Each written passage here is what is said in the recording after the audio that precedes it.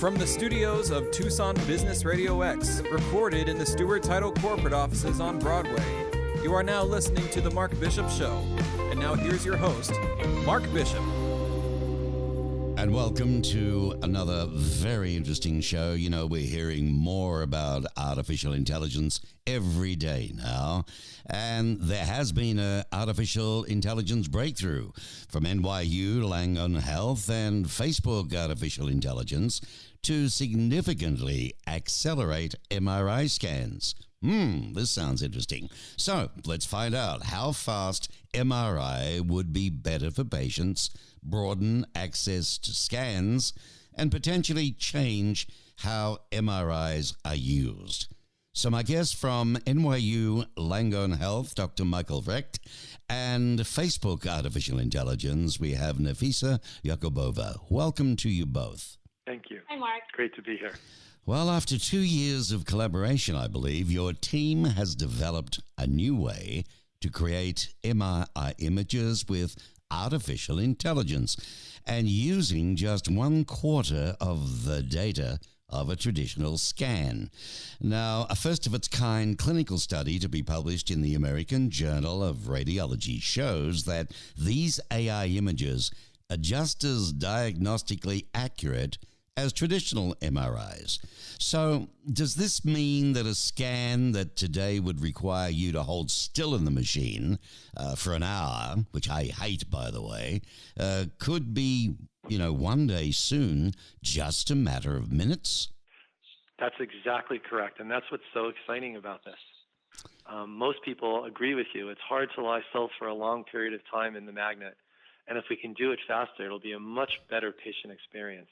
And for children who often need to get anesthesia, you might be able to do some of these exams without the need for anesthesia. So very exciting if we can implement this widely in the population. Wow, I tell you what, because I am not alone when, claustrophobia in that thing, I tell you, I know that there are many more people like I. So tell us, Doctor, tell us more about the FAST MRI research project. How did it come about? Maybe I could comment on that.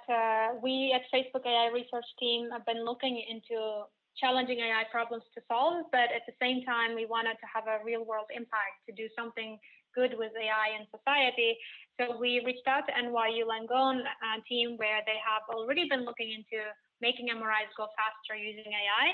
So we teamed up to use our complementary expertise and use AI to learn creating MRI images from just a fraction of the data, so patients have better experience. There are new use cases, and we are giving away all the solutions freely and openly to the rest of the world.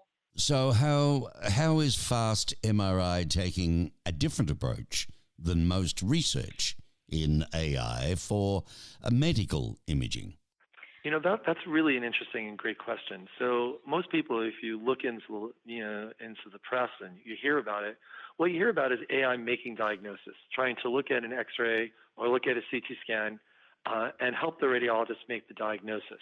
What we're doing here is something very different. AI isn't trying to make the diagnosis. What it's trying to do is make the image or allow us to create the image with less data and to go faster. And we think this is an area that has really been less researched in the past, but it has incredible potential in allowing us to achieve great results and go faster with the same quality. What makes this a hard problem for artificial intelligence? Yeah, so for AI, it's very important to get the images right. So you might have seen AI being used to generate images that are not real, but could be looking realistic, like celebrity faces or deepfakes.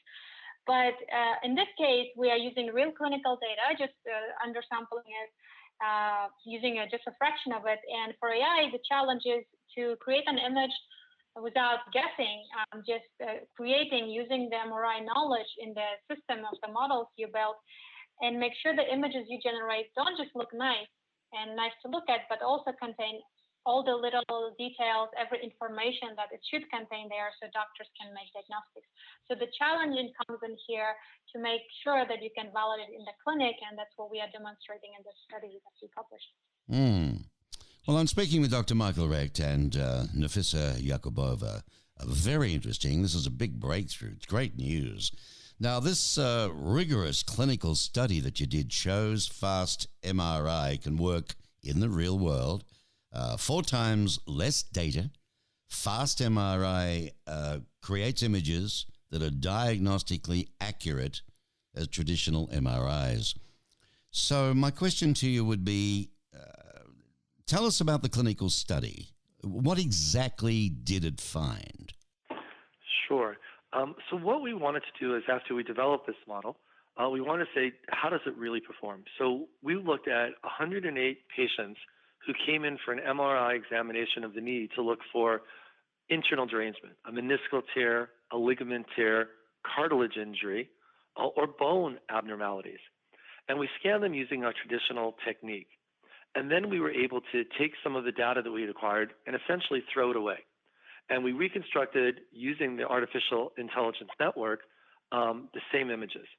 And we had 6 experienced musculoskeletal radiologists. This is all they do, is look at bone and joints. And they read the exams twice, first with the traditional images and once with the accelerated images. And they separated that by a period of 4 weeks to make sure that they didn't remember anything they saw the first time they looked at the case. And what we were looking for were 2 important findings. The first were, what was the quality of the images? Were the images as good as the traditional images? And second, could we make the same diagnosis? Because one of the dangers was that the images could look good, but they could hide pathology. That's what we were scared about. Would the images look great, but would we miss a tear? Would we miss an abnormality? Right. And what we found is the images performed equally as well, whether they were accelerated or standard, in making the diagnosis for every structure we looked at. And we looked at 19 different structures in the knee. Wow. And that was really exciting. But what was even more surprising to us was that not only were the images as good as traditional images, but every single one of the 6 radiologists said that the accelerated images actually had better image quality than the standard images.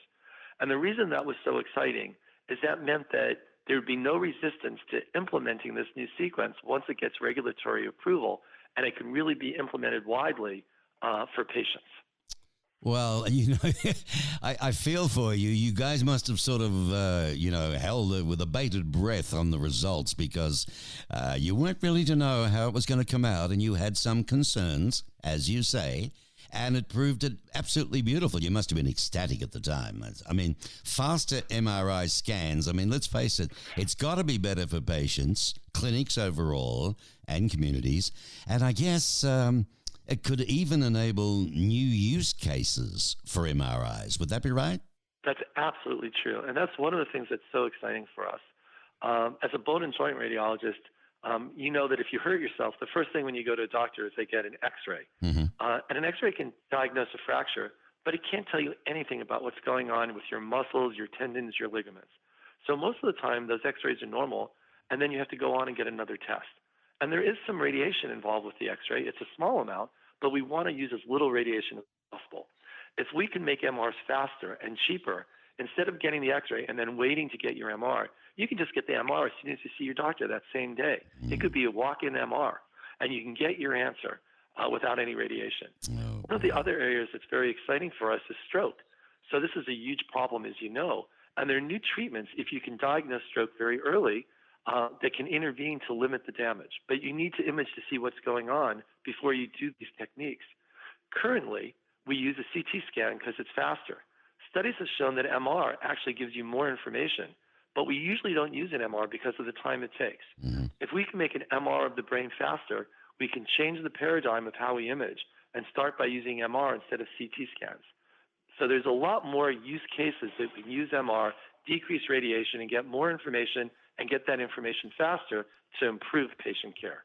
Wow, isn't that exciting? I tell you what, it's too late for some, I know, but hey, it's so riveting to hear good news with all the bad news around us at the moment. What about the question of being done from home? Is that asking for too much, do you think, Doc?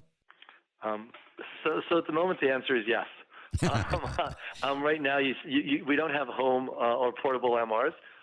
There are some that are getting smaller, but even those need to be done in an imaging center or a hospital. So Right. we're not there yet. Not there yet. We've got to get this thing out first. Speaking of that, what is next for the project? How soon do you think before, this wonderful thing can be in the system and working?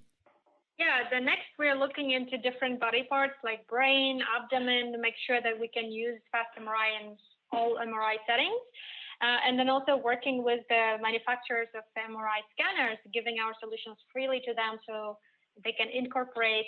And also NYU is planning to do more testing with multiple institutions and get more validation for the research. And hopefully we can see it being used very soon after getting regulatory approval. That's great news. And in the meantime, I believe you do have a site too that my listeners can go to read more. Yes, you can visit fastmri.org to learn more and access our freely available tools and solutions that we've built. Fabulous. That's great. And not only that, it'll be up on our site here at Tucson Business Radio X on the Business Radio X network. And they can read all about it as well, along with your photographs that stay up there to get to know you a little better. And that'll be up for some time, as with this interview. So time has run out, but it's been fascinating. Love to have you back again sometime down the track. Very appreciative. Dr. Michael Hecht and from Facebook AI, Nafissa Yakubova. Thank you to both of you. And hey, job well done. Thank you. Thank you very much. Goodbye. Have a great day. Goodbye.